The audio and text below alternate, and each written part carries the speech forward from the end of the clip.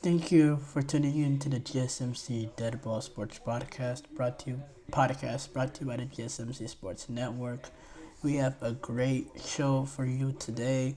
We will be covering the Cavaliers' first loss of the season as they lose to the Boston Celtics. We'll discuss the the Dalton Knecht extravaganza. He had a he had 37 points, and it was able to pave the way for Lakers' victory over the Jazz as they improve on this young season to 10-4 to 10-4. We'll discuss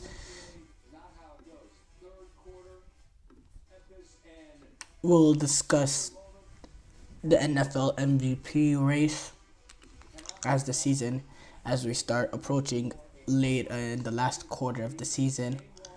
We'll discuss the Jets owner. Earlier this season, the Jets owner supposedly suggesting to bench Aaron Rodgers. And make sure you stick around for the end of the show, where I'll be giving you some of my top NFL or some of my analysis on some of the top NFL head coaches that are on the perceived hot seat. If you have a question during the show, we want to hear it. Your input is a big part of what makes this show successful, and we thrive on your energies and insights. Whether it's a quick comment, a thoughtful question, or an opinion you just have to share, please don't hesitate to drop it in the chat. And if you want to make absolutely sure your message stands out and gets featured on the show, there's an easy way to do that. Just use the super chat button at the bottom of this chat box to send in your super chat. This guarantees that your super chat gets on the air, and it's also a fantastic way to support our channel.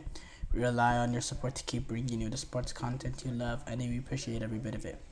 So go ahead and let us know what you're thinking. Hit that super chat button, and let's keep the show as interactive and exciting as possible. And if you prefer, you can always go to the GSMC podcast on there to tip, donate, or leave a comment or question there. We couldn't do what we do without your amazing support, and we're so thankful to have you as part of our community. We have to start off though. The defending NBA champion Boston Celtics were able to hand the Cleveland Cavaliers their first defeat of the year after a historic start to the Cleveland Cavaliers season, starting off 15-0. They finally lose a game away in the TD Garden to Boston Celtics, and it was a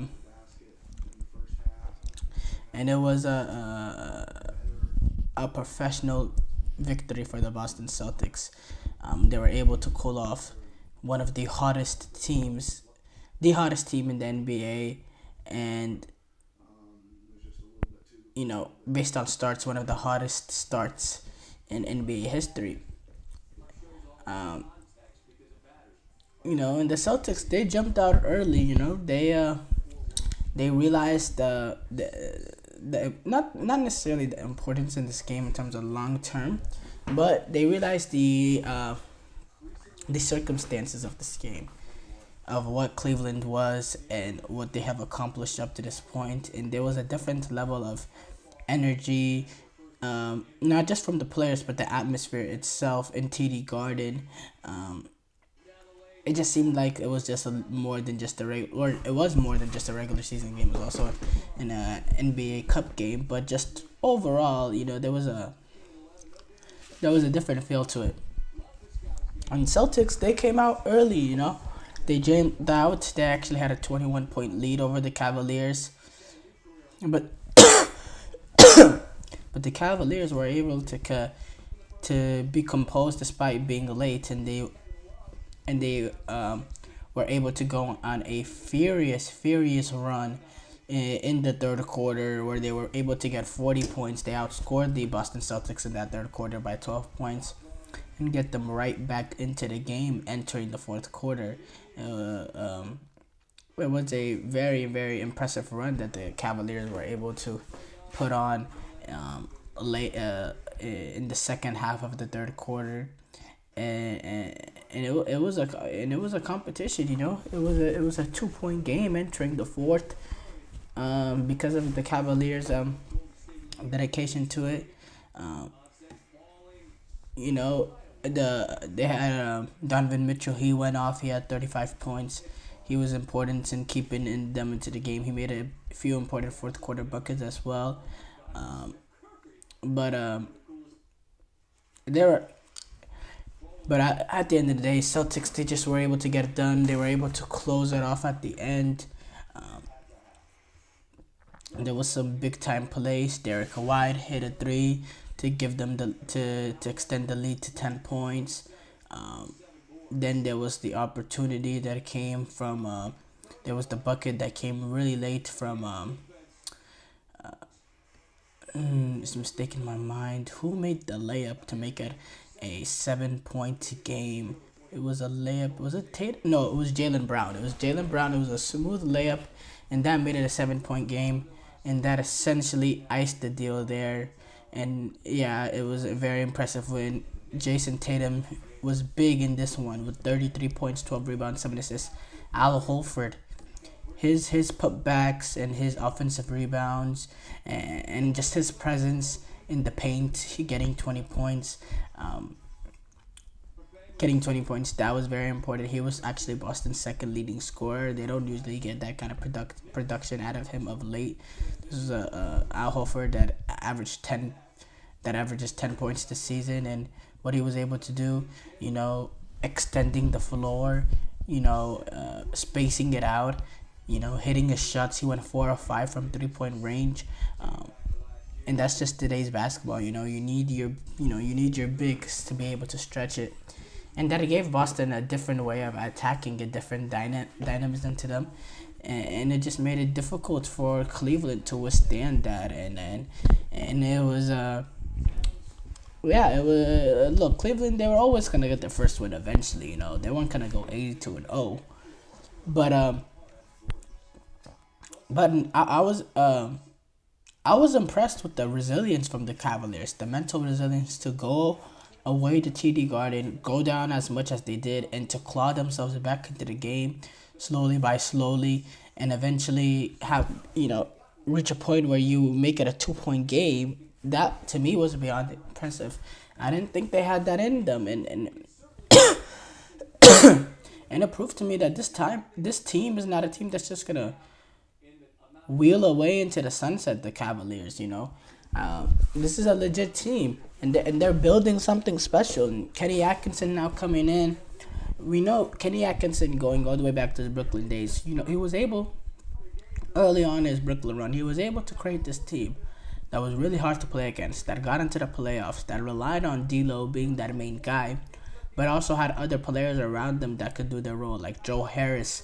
He was the 3-point specialist. Jared Dudley, he did a lot of the defensive work, and he was able to hit the corner threes whenever it was time for him to hit the corner threes. They had a lot of key component role players, and despite they lacked that, real superstars, they were able to get into the playoffs because of just the team as a whole. Well, Kenny Atkinson, I think what he's able to do now with this team, which it does have the superstar that team didn't. And I'm not even trying to be wishful thinking with D'Lo right now, but would you really say D'Lo, even that D'Lo was a superstar? No, he was playing at a really, really good high level, primarily because he's able to have the ball in every possession, and he's, without the ball, he doesn't give you much, but with the ball, there is facets of the game that can be very, very, very, very good to take advantage of. They played they in Brooklyn, they were a good team then, but now with Donovan Mitchell having that superstar, and then these role players getting the best out of Mobley, Jared Allen, Darius Garland and the crew,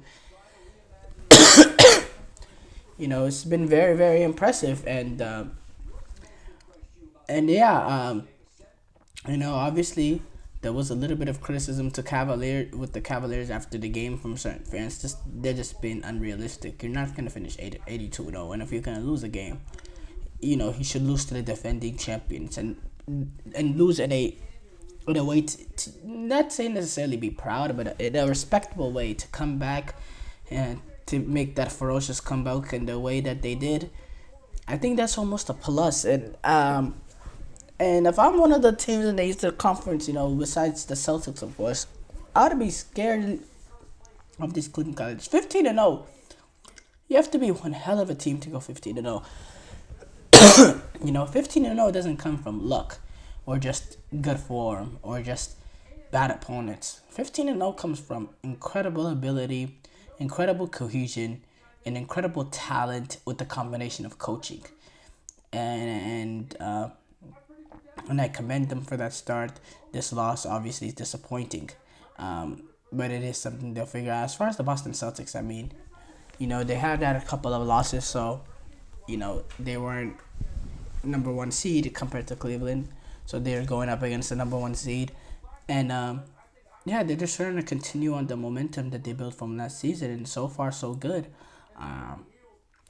If you're a Celtics fan, looking forward, and you're gonna be able to get certain players like Kristaps back that will make immediate big impact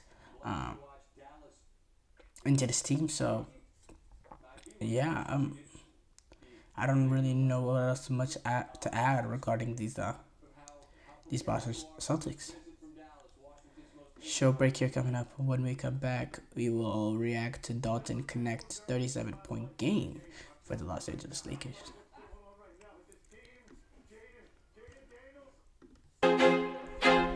I feel like I'm losing my mind. Everybody in the world blind.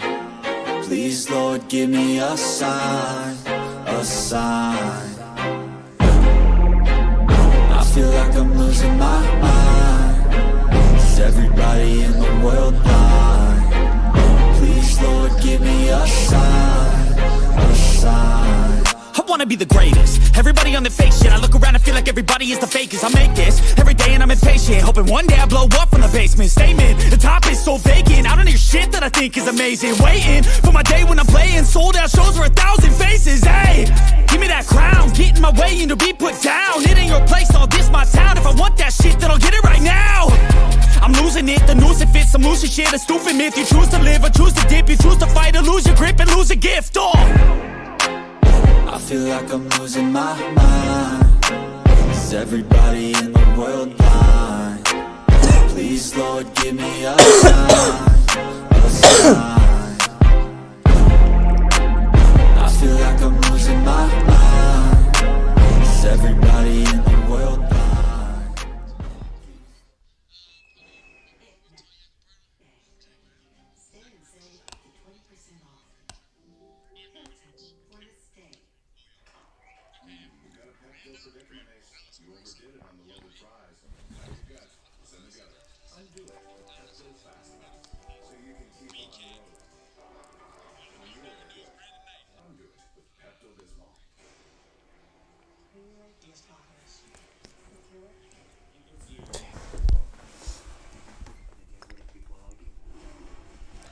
Before the break, we reacted to the Cavaliers' first loss of the season. We move on to discuss Dalton Knecht's 37-point game. paving the way for the Lakers as they start off this young season 10-4, much bigger improvement from what they've started off over the last few years as they defeat the Utah Jazz. And they, in regards to Lakers rookies, a lot of the attention has gone to Bronny James, and that's obviously that's expected in the circumstances that he was drafted, being the son of the great LeBron James, and just all the surrounding talk and hype, not hype, but just everything surrounding that. But the real rookie that Laker fans should be looking forward to is Dalton Knecht, who's has had a solid rookie season so far, getting 21 minutes a game in the regular season, and he's averaging 11, 2, and 1. And this past Sunday, he was able to get 37 points, 37 buckets. He went to 9 for 12 from 3. Look, I don't care what position you play. If you're playing on the Lakers with LeBron James and you're able to go 9 of 12 from 3, you're going to find your way on the court. Because LeBron and a lot of Dalton Knecht threes are off the dribble, taking advantage of certain people sagging off and then just firing it, and sometimes being able to shoot over guys because of his length, which he did a lot in college. Actually, he did that a whole lot in college. Only problem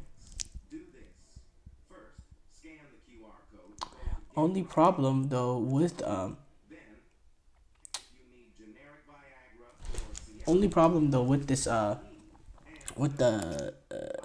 this thing with Dalton Knecht is that he has not gotten the hype that you are expecting because of all the Bronny James talk and all that. But this is a legit player. I mean, he's 6'6". He could shoot over smaller defenders. He has a good size to him. He can get into the paint and get a bucket there. He's efficient from the field, shoots 52%.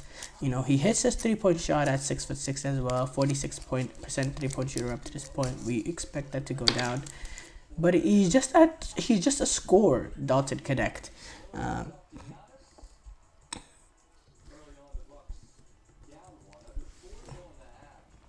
And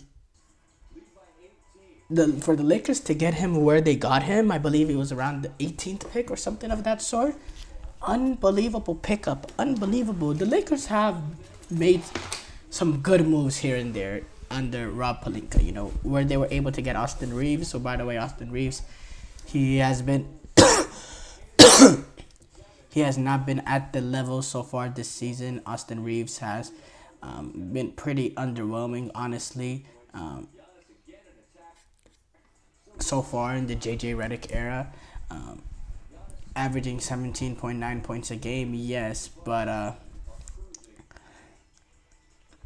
certain games, cough drop. Certain games he's been pretty inconsistent. He went against the Pelicans. It was 3 of 16.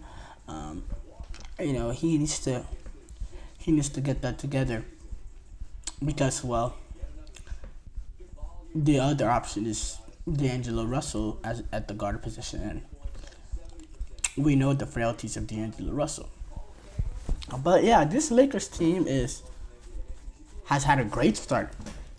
You compare this to starts in the past few years now, this has been amazing. 10-4 start. Just got done beating the Jazz. Before actually the Pelicans game on Saturday, LeBron James had 4 straight triple-doubles. 4 straight triple-doubles. LeBron James did in 2024, age 39. And some people have the audacity to say that he's not in the top 8 or 9. That's just ridiculous. Things like that shouldn't go unchecked. whether you're in the media, whether you're a former player, giving your power rankings, not naming any names or anything like that, but I think you know what I'm talking about. Whether you're this, whether you're that, things like that shouldn't go unchecked. It's borderline disrespectful. And what he's done for the game and what he's continuing to do for the game, I still think to this day, LeBron James, nobody can attack the basketball the way he can, or attack the rim the way he can. I think nobody is more difficult to stop as a freight train to the basket. And I don't think there's anybody that has the vision, that has the ability to create for his teammates the way that LeBron James has at this point. And yeah, he's just been absolutely sensational. I think he's gonna be 40 in a little bit more than a month now, on December 30th, and that he's still going strong in the NBA as a top player. It's unbelievable to me. And yeah, as far as the Los Angeles Lakers, their 10-4 start is a much better start than what we've seen of the Los Angeles Lakers in the past. The Los Angeles Lakers struggle to get consistent winning streaks going, especially to start off the season. Even the season that they reached the Western Conference Finals, and last year that they started off, last year that they reached the playoffs, they had slow starts in both seasons. This 14 points through, they were hovering a little bit under the 500 mark in both of those years. And what JJ Redick has done, this team is playing with more energy, with more discipline in terms of their defensive assignments, in terms of how they move the ball, in terms of, I think you see a little bit more basketball development around this unit when it comes to attention to detail, when it comes to JJ Redick not being afraid to call out certain BS, like with LeBron not putting the shot up that once. We saw JJ Redick, the camera cut to JJ Redick saying, essentially, take the frickin' shot. Or, other moments, we know the D'Angelo Russell situation, where D'Angelo Russell, it was so obvious to see that he just wasn't giving it his all, and how JJ Redick wasn't having none of that.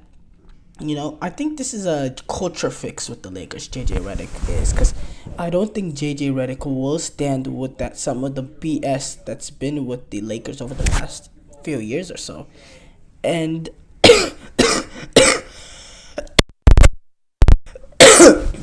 and even though he's a rookie coach and he's only aged 40 years old, which is like, I think he's only a few months older than LeBron himself, I still don't believe that affects the respect that he has in the locker room. And maybe that has a lot to do with the fact that LeBron has respect for him. And if LeBron has respect for him, then all the guys down the line better have respect for him.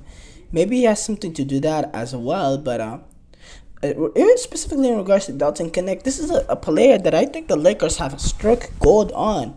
He's doing this on his rookie season. He's only going to get better for the development. This is somebody I believe can turn into a legitimate, realistic third option for the Lakers with LeBron and AD, and can give them a possibility to do even something this year, which, it's been a while since I've had hope that the Lakers team would accomplish anything. Actually last season I thought last season they had that opportunity to, if they could sneak past the Nuggets, where they had a real opportunity to go deep into playoffs. So other than that, I don't have much hope. I haven't had much hope in the Lakers in a very long time. So yeah, it remains to be seen. Short break here coming up. When we come back, we will discuss the NFL MVP race. Looking for your daily fix of sports talk without having to pay for it? GSMC Sports Network is available on YouTube. Just search GSMC Sports Network. Get your fix of daily sports talk shows on YouTube, absolutely free. NFL, college football, NBA, MLB, MMA, UFC, fantasy football, and so much more. GSMC Sports Network has shows running all day long, with new sports shows starting every 2 hours. Just like on your favorite cable sports channel, except GSMC Sports Network is absolutely free. Just search GSMC Sports Network on YouTube to catch one of your new favorite shows, like the GSMC College Football Podcast, Chip Shot Football Podcast, Hoops and Heels Women's Sports Podcast, GSMC Basketball Podcast, and so many more. Check it out for yourself. GSMC Sports Network, now available on YouTube absolutely free. Search GSMC Sports Network on YouTube right now.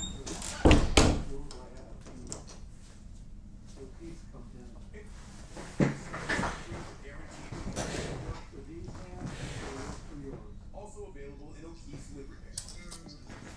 At Burger King, we flame grill our burgers. Why? Because that's how it should be done. Hot, juicy, smoky, flame grilled, and made your way. Come experience the flame grilled difference with 2 Whopper Juniors for just $5. These hands cook for 30 people, 3 meals a day. I can't stop when I have dry hands. I trust O'Keefe's. It's America's #1 selling hand cream for guaranteed relief. If it works for these hands, it'll work for yours. Also available in O'Keefe's for healthy feet. At Burger King, we flame grill our burgers.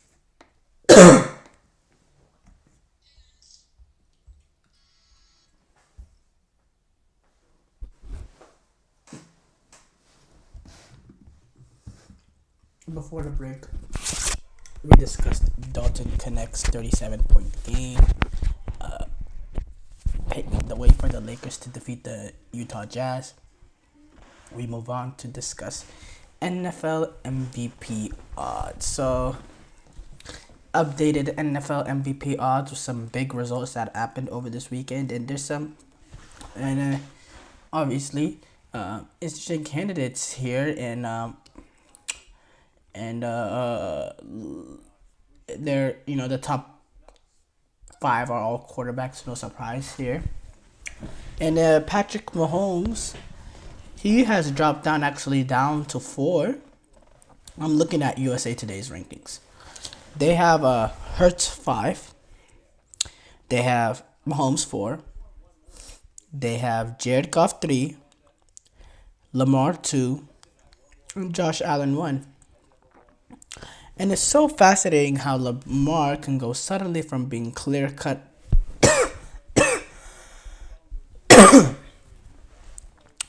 out as the MVP to now suddenly it all shifting towards Josh Allen after his big result that he had against Kansas City, and specifically that big play, that big run. But the wild thing is, I believe the MVP is, it almost matters. The biggest and most important thing is almost how you end off, because now Josh Allen is ranked number 1, right? But people tend to forget how the Bills played the Ravens earlier this season, and they got absolutely dog-walked, the Bills did. And Josh Allen did not perform great. He had a few good plays here and there. That touchdown was all him. Or the touchdown drive was all Josh Allen making a play on Scrabble. But he went 16 of 29 that game, 180 yards. And he was dominated. They couldn't stop much of the bleeding. If you look at also another game, the other game that he lost this season, that Josh Allen lost against the Texans, they lose 23-20 in that ball game, and he goes 9 of 30 for 131 yards and a touchdown. And obviously the rest of the numbers are great and the performances are great, but I just want to put things into context. The Chiefs, the Chiefs are the Chiefs. You get by the Colts. You beat Miami in almost essentially a walk-off. Miami's first real game back with Tua. Actually, I believe he played the game earlier. You destroy Seattle, which, again, it's not saying much. There, you destroy Tennessee, and again, the same thing. And then you scrape by the Jets. I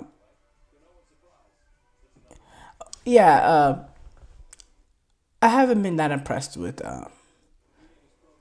this Bills unit. I think this win against Kansas City is impressive, but also the caveat with the Kansas City win is, you've had relative success over Kansas City the last couple of times in the regular season.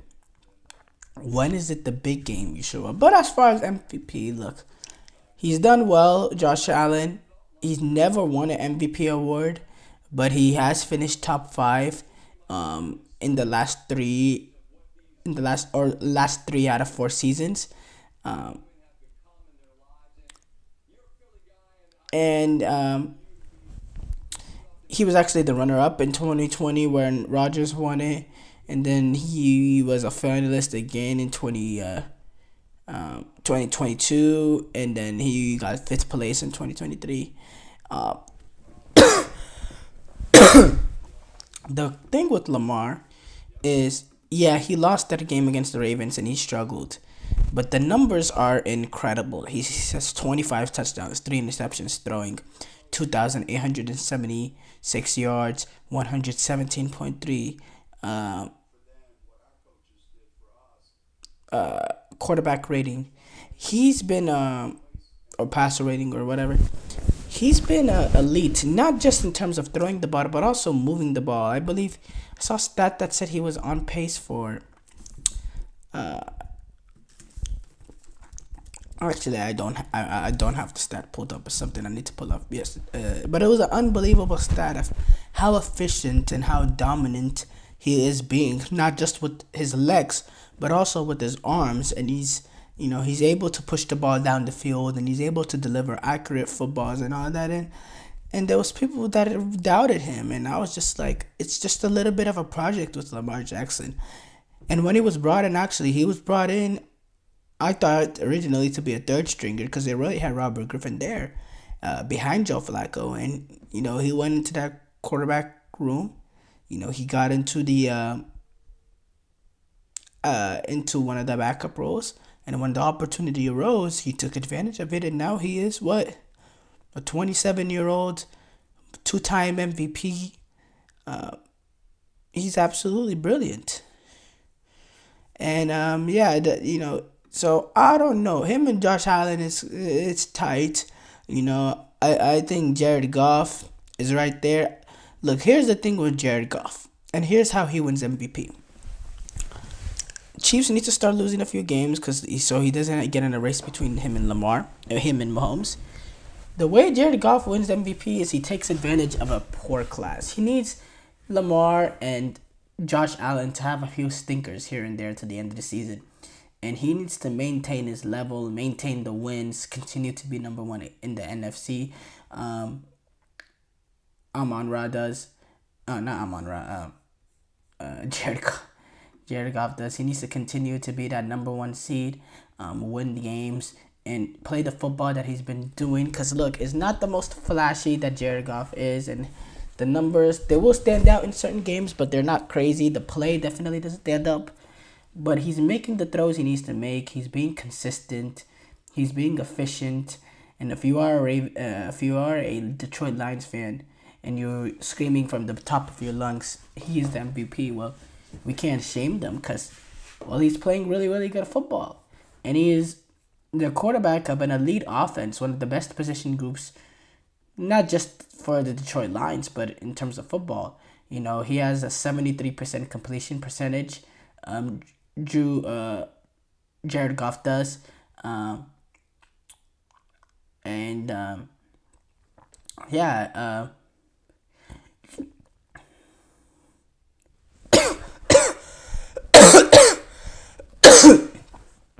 By the way, that 73% completion percentage amongst that is the lead in the NFL amongst quarterbacks who played at least 8 games. And that is completely rare because, the last person to do that is Drew Brees, was 74.4%, and he did that in 2018. Jared Goff is his 4th in passing touchdowns and 9th in yards. He's been impressive. Mahomes being at 4th, no real surprise there. He's only on pace for 25 touchdowns, and he's also on pace for 18th interception. it's been a little bit of a down year for Patrick Mahomes individually, but until this weekend they were undefeated. But with Mahomes and with this Chiefs team, it really took that one loss for people to start, backing off them, and because they're just they've been surviving in moments, and it sometimes it can just take that one. But look, the way that they survived, the way that they've been surviving, the way that they started off 9-0 because of that, who's to say that they that they don't end up just doing it in the Super Bowl again? It's just sad. It's a really harsh reality. And then Jalen Hurts is ranked number 5 according to this website, and I can't say, I think Jalen Hurts has had an up and down last season, this season up to now, but so far he's been flying high. They're 8-2, and they're returning to being that juggernaut of a team that started off 10-1. But the problem with that team is they finished. They finished at 7-11-6, and they got completely bull rushed by Tampa Bay. But overall, I think Jalen Hurts, he's picking and choosing moments to push the ball down the field. He's very, very efficient in terms of having a complete quarterback rating of 103.4, and the fact that he's thrown also 2,197 yards, and then 12 touchdowns, and has had 12 touchdowns and only 5 interceptions. And the Eagles continue to have a legitimate path to get that home field advantage. He definitely will be in the MVP race when the time has come to make that decision. He's been great, and so have the Eagles. Short break here coming up. When we come back, we will discuss the Jets owner suggesting to bench Aaron Rodgers.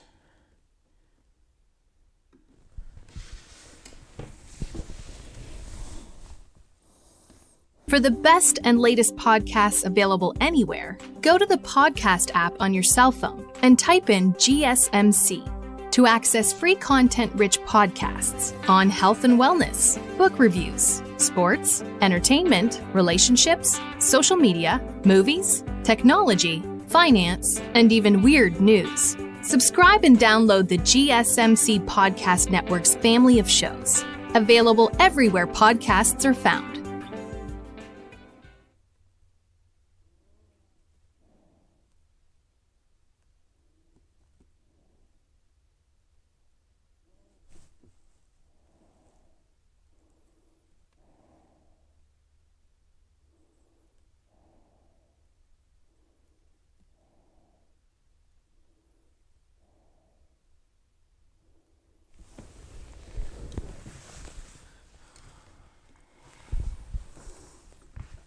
Before the break, we discussed the NFL MVP.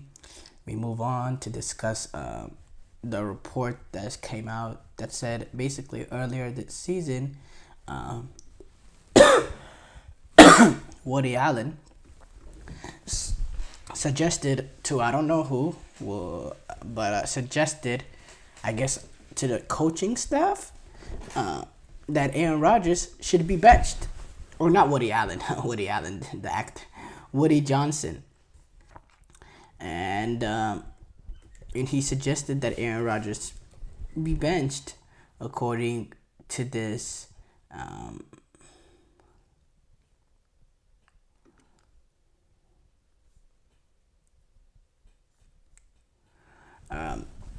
so a little bit over a month ago, the Jets owner, Woody Johnson, he fired Robert Saleh.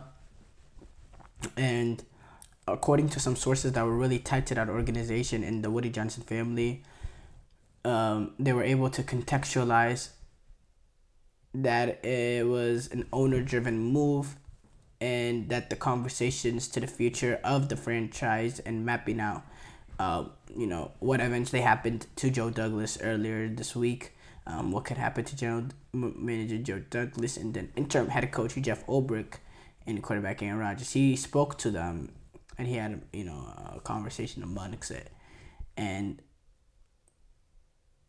the strong belief is that regarding all this is that if the Jets,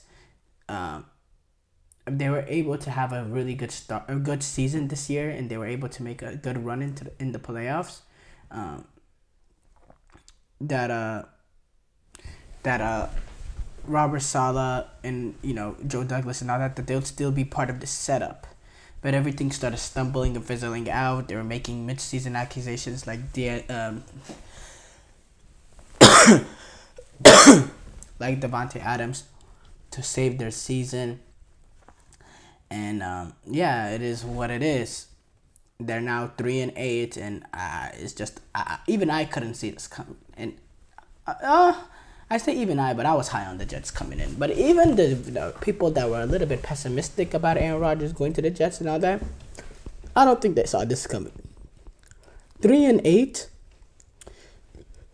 I'm just so shocked. Like, this team was way better last season with Zach Wilson. And I'm not saying they're better last season. And I'm not saying the difference was the quarterback. Hell no.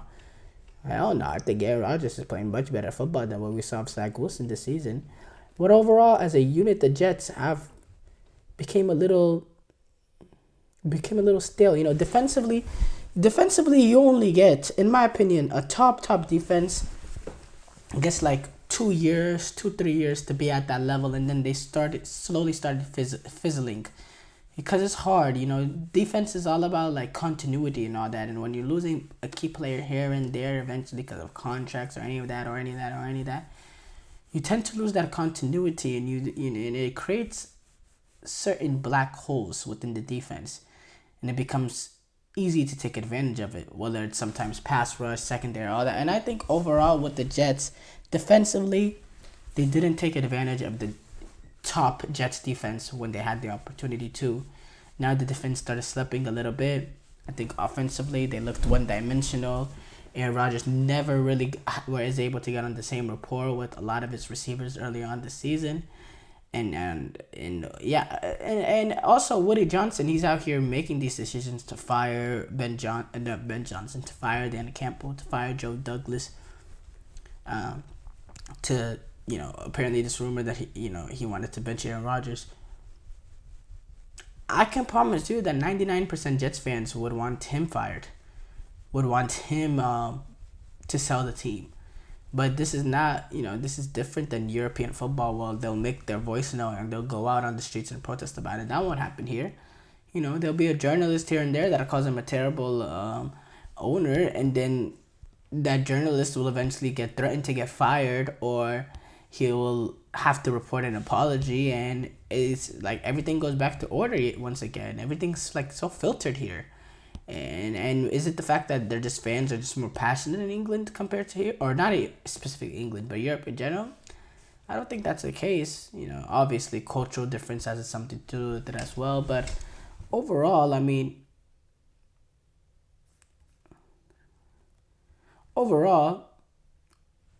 Woody Johnson is a big problem. Is a big problem with these Jets. I still think the emotional embarrassment of losing to a bunch of your constituents, because he was a former diplomat in that game against that Vikings, in which the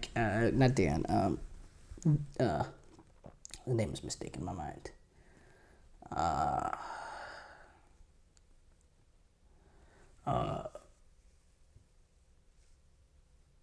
Woody Johnson. When you see the Jets lose and Woody Johnson is a former diplomat to the UK. When you see your team lose in front of a bunch of in London, next to all your constituents and your peers, it's a different level of embarrassment to it, and he almost made an emotional decision based on that. That's what I believe. And overall, how many head coaches, how many GMs, how many quarterbacks, how many rosters, how many years has he gone through and haven't sniffed any success? In my football watching lifetime, Jets never made the playoffs. And I don't remember. I didn't have cognitive memory of them. I know the Rex Ryan happened, and that era happened early 2010s, I believe, or late 2000s and all that. But I didn't see that team. Other than that, I've seen the mediocrity years of having Geno Smith, having Daniel Jones, having this guy, having that guy, the Sam Darnold there, and this. No continuity at the quarterback position. And when you never have continuity at the quarterback position, you cannot have continuity as an organization, as a team, because the quarterback is the most important position. You can argue in all of sports. In all of sports, the importance of a quarterback that, you don't have a quarterback, you're not moving the ball offensively. You're just not moving the ball offensively. The air, in any era, you don't have a quarterback, you cannot move the ball, period. And yeah, Woody Johnson, he's just been terrible. He's been a terrible owner, and he wants to blame everything but besides himself. And yeah, regarding him wanting to suggest it to bench Aaron Rodgers, again, it just proves my point regarding the fact that he made a point. It gives a little bit more validity to my theory that he made an emotional decision after losing in UK, in next to his constituents and all that. When you lose a game, and that game, I believe it was after that Broncos game, which was week 3 or something. When you lose that game, and that's one of their thoughts to come up, maybe suggesting that you bench Aaron Rodgers, and Aaron Rodgers, that we know what he's done in his career. It just proves to me it's just way too emotional, and people at that highest level of decision making should never be making emotional decisions. That won't do any well to your team going forward, or it's just the truth there. But yeah, I'm a little surprised on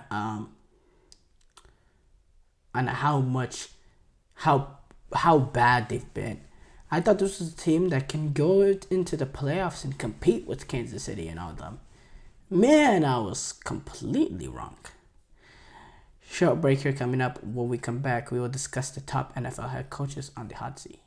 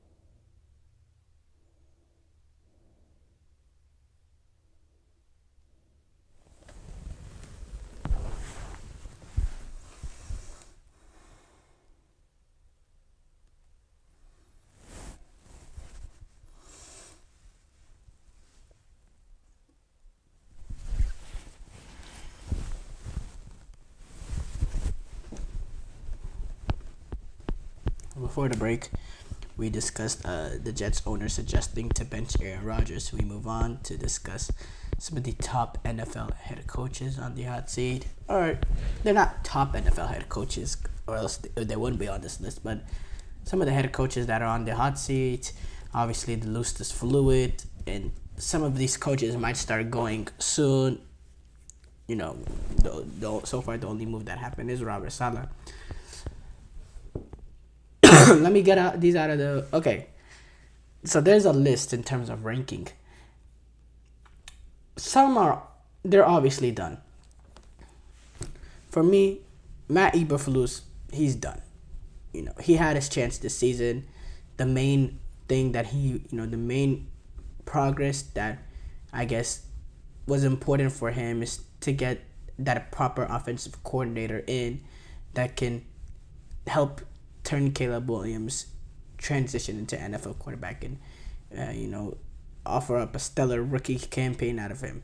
Well, not only has that been a complete and utter failure in terms of that, well, he's already gone. So, yeah, and then, some of the late game execution in both the Packers and Commanders game, some of the mistakes that they made, some of the coaching failures. Eberflus, he's done. Another one I think he's done is Mike McCarthy. Mike McCarthy, he's been on thin ice for a pretty long time now. Even with the 12 and 5 stars, people were very hypercritical on him, and justifiably so. Some decision making was poor. Sometimes it was, clock management issues. Not clock management issues, but sometimes it was not challenging the right moments, lack of discipline amongst the team, in terms of turnovers committed and all that. And yeah, his message has gone stale, it seems like, and I just think they need a new voice.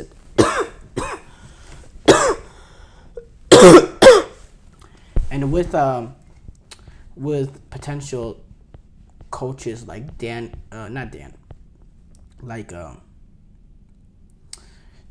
Popovich and Bill Belichick and Deion Sanders being out there, yeah, I think McCarthy, he's done. Zach Taylor is an interesting one. I've always thought that Zach Taylor was going on a little bit of a ride because of the quality of the players like Joe Burrow and Jamar Chase. And I thought Leon Anarumo was a really, really good defensive coordinator. I don't know what happened to them this season. But these slow starts are going to be the death of Zach Taylor.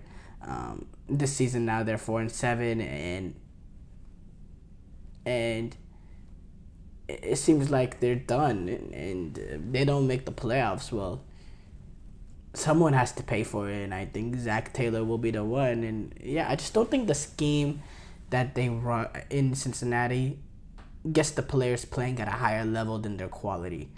And as a coach, you need to be able to do that. And I don't think Zach Taylor does. I don't think Zach Taylor gets the best out of the quality of the players there. Kevin Stefanski, I heard he was the one on the hot seat. I don't think that's ridiculous. He's a 2-time Coach of the Year, and he's had to deal with a lot in terms of what to deal with in this Cleveland Browns organization. And for me, he's an absolutely brilliant head coach. Kevin Stefanski is. What he has done, what he did last season as well, to go through some of the quarterbacks he did and a lot of the injuries that they suffered as a team, and to get into the playoffs the way that they did. Yes, they didn't win a playoff game. And by the way, Stefanski has won a playoff game in his career. He made that divisional round, I believe it was the 2021 season. Yeah, I don't see him reason why he's on this list. I think Antonio Pierce as well. That one is an interesting one because we know what the Raiders are. They are in a little bit of a transition, and they're building towards the future. Pierce is a guy that's loved in the locker room, and he has that. He's part of the brotherhood. He's not just he's not just a leader man, but he's part of the brotherhood. So for me, I think that's a little premature. The interesting ones here are Doug Peterson and Brian Daboll. Look, Jacksonville it's been a mess, and it seems like the end of the road is coming. But I have some sympathy for Doug Peterson. I thought what he did that year that they made the playoffs and they won a playoff game. I was very impressed with the scheme of that Jacksonville Jaguars team. What he was able to do immediately with Trevor Lawrence, have him looking like a way better quarterback than he did his rookie season. And the fact that he is a Super Bowl winning coach. You know, those are factors to it. How many Super Bowl winning coaches will a team like, will an organization like the Jacksonville Jaguars be able to have at the realm? How many times do you think they'll be able to get a manager that's accomplished what Doug Peterson has accomplished in the NFL? None. And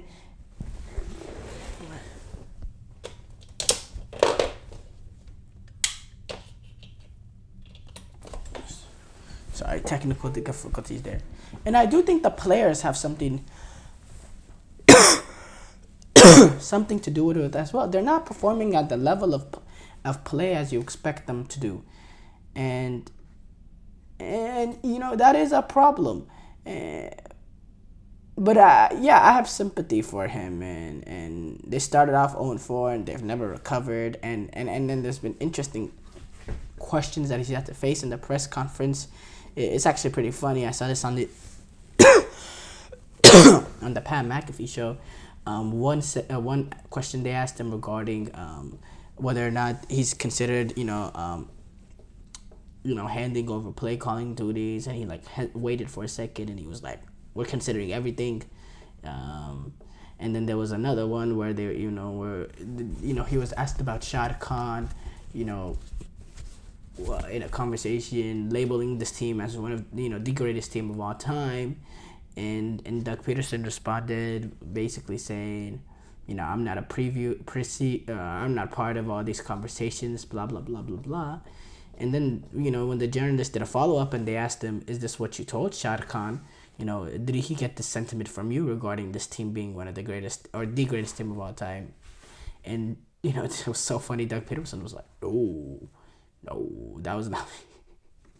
That had me dying. That really did. And another interesting one as well in terms of coaches, and he's not in this top 6, is Brian Daboll. Another losing season for Brian Daboll in his third year. So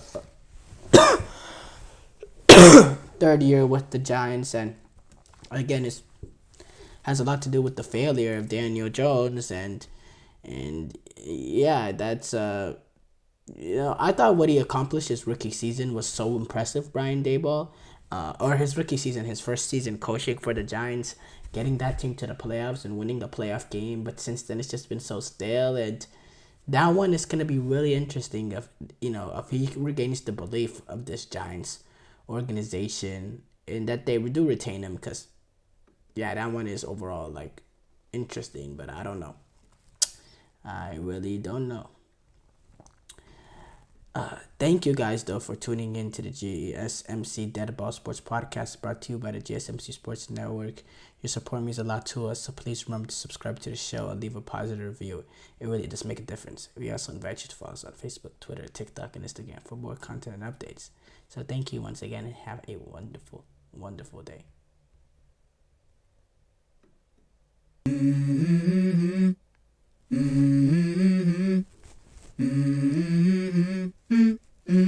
Let's go. I wake up to a little bit of drool on my pillow, feel like it's gonna be a bad day. Yeah, I'm tired of shit, and the coffee ain't hit yet, damn, ain't that great. I don't want